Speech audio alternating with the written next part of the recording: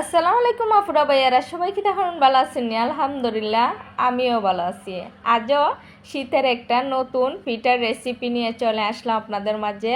পিঠাটা দেখতে যতটা লোভনীয়, খাইতে তার চেয়েও বেশি দুর্দান্ত স্বাদ। চলেন মূল রেসিপিতে চলে যায়। আতপ চলে শুকনা গুঁড়ি নিছি পরিমাণ মতন, লবণ নিয়ে নিছি স্বাদ অনুযায়ী। এখন দিয়ে দেব আমি চিনি। চিনিটা আপনাদের যতটুকু মিষ্টি খাবেন পিঠাতে ততটুক পরিমাণ মতো দিয়ে দেবেন। আমি আমার পরিমাণ মতো চিনি দিয়ে দিতেছি। আমি দিয়ে দেব পিঠার মধ্যে বেশ করে এখন নারকেল কুড়ানোটা বেশি দেওয়ার চেষ্টা করবেন, তাহলে পিঠাটা খাইতে বেশি স্বাদ লাগে।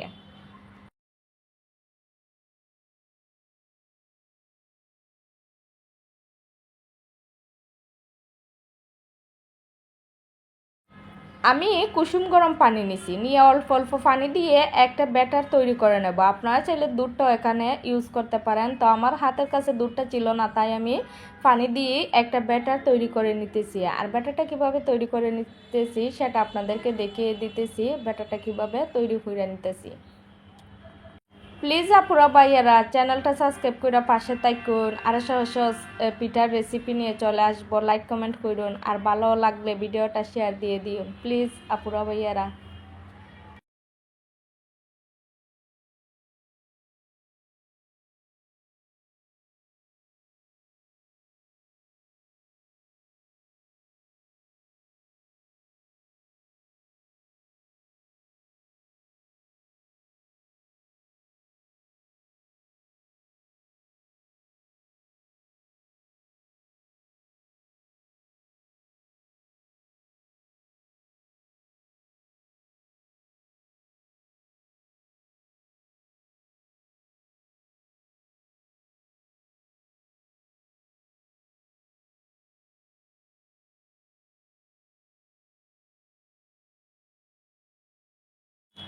আমার ব্যাটারটা তৈরি হয়ে গেছে। এখন আমি 5 বা 10 মিনিটের জন্য রেস্টে রেখে দেবো। রেস্টে রেখে দিলে পিঠাটা সুন্দর হবে, আর গুঁড়িটা ফুটে উঠবে, আর ঘন হয়ে যাবে ব্যাটারটা।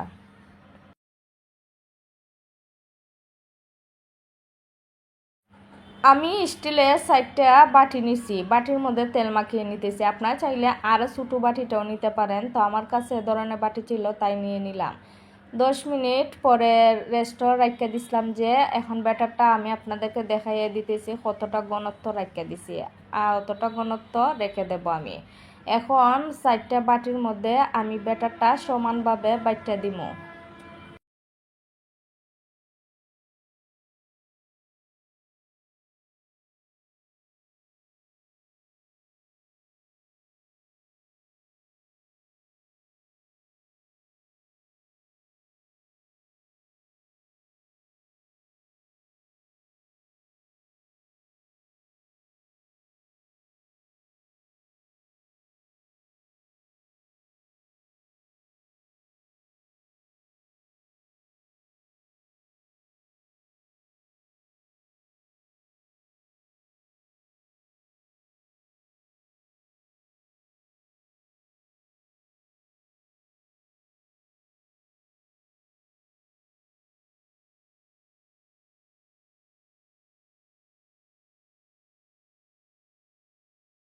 এখন ব্যাটারটা দেওয়া শেষ হয়ে গেছে। এখন একটু জাকিয়ে নিতেছি, যাতে কোনো কোনো খালি জায়গা না থাকে, একেবারে সমান হয়ে পিঠাটা তৈরি হয়। এখন আমি চুলাতে চলে যাব। একটা পুরাতন কড়াই বসাইয়া পানি দিয়ে দিছি, পানির উপরে স্ট্যান্ড দিয়ে দিছি। এখন বাটিগুলো আমার দিয়ে দেব এক এক করে।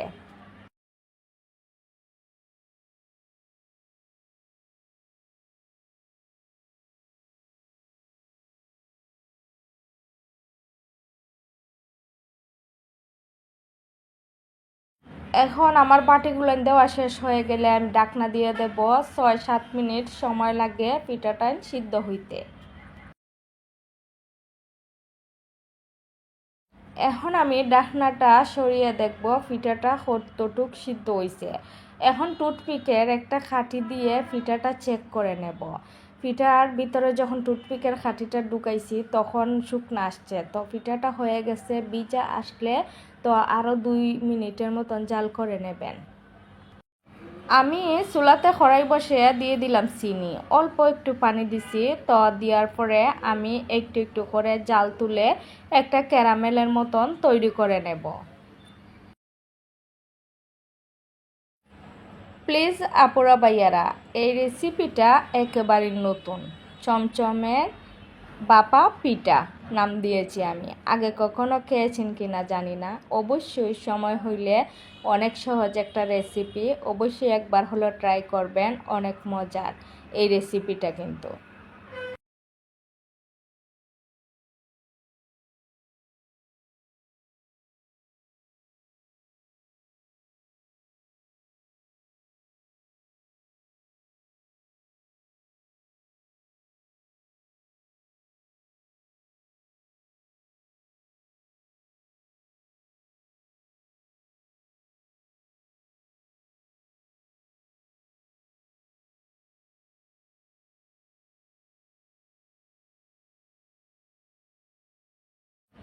জাল করতে করতে যখন একটা ক্যারামেলের মতো তৈরি হবে তখনই দিয়ে দেব সুডা, চিনির ক্যারামেলও দিয়ে দেওয়ার মতো একটা ফুমি ফুমি ভাব যখন চলে আসবে তখনই আমি পিঠার উপরে এই ফুমটা দিয়ে দেব। এটা কিন্তু চমচম, এটা কিন্তু খুবই স্বাদ লাগে খাইতে, খুব মজার।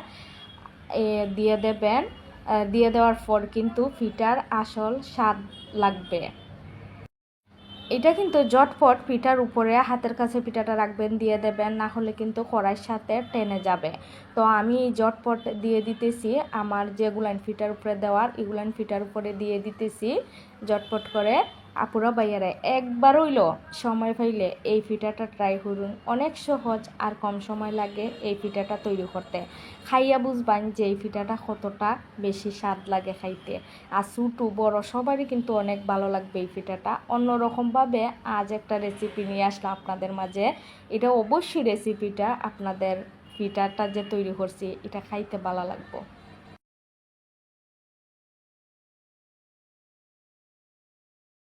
আর আমি এখন পিঠাটা দেখাইতেছি, একটা পিঠা ছুটাই আপনাদেরকে, দেখেন কতটা দেখতেই লোভনীয় লাগতেছে, খাইতে তো আরও দুর্দান্ত স্বাদ। আসলে এই রেসিপিটা অন্য কেউ রেডি করছিনি না আমি জানি না, আমি প্রথম রেডি করছি এই রেসিপিটা। এটার নামও দিছি আমি চমচমের বাপা পিঠা।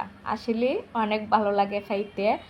আর আমিও ভাবছি না যে এতটা মজার একটা পিঠা হইব, তো খাইয়া বুঝছি যে কতটা বেশি স্বাদ হয়েছে এই পিঠাটা। তো ঝটপট দেখেন ছুটে যাচ্ছে পিঠাটা, আর আমি কিন্তু গরম অবস্থায় ছুটাইয়া নিতেছি। তো আপনারা একটু ঠান্ডা করে নেবেন, চমচমটা একটু পিঠার সাথে লাগিয়া যাইব।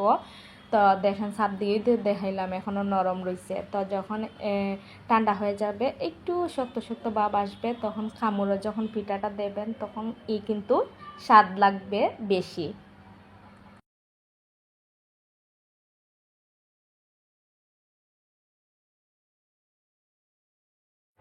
আমি অনেকগুলা পিঠা তৈরি কইরা নিছি, আর দেখতে যতটা লোভনীয় খাইতে তার চেয়েও দুর্দান্ত স্বাদ। আর নতুন নতুন রেসিপি তৈরি করতে ভালো লাগে, আর নতুন নতুন ডিজাইনের পিঠা অন্যরকম একটা স্বাদ পাওয়া যায়।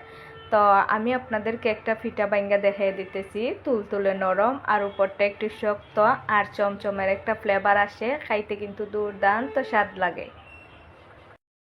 পিঠাটা আমি ভাঙ্গে দেখিয়ে দিতেছি আপনাদেরকে। পিঠাটা যখন ঠান্ডা হয়ে যাবে চমচমটা তখন পিঠার মধ্যে লেগে থাকবে, আর আমি গরম অবস্থায় কিন্তু ভাঙছি। তো এখন ছুটে যেতেছি গা, যখন ঠান্ডা হয়ে যাবে তখন কিন্তু একেবারে পিঠার সাথে কামড়কে লেগে থাকবে। আসসালামু আলাইকুম, সবাই ভালো থাকবেন। সহজ সহজ রেসিপি নিয়ে চলে আসবো আপনাদের মাঝে। সবাই ভালো থাকবেন, সুস্থ থাকবেন, সবার জন্য ভালোবাসা ও দোয়া রইল। আল্লাহ হাফেজ।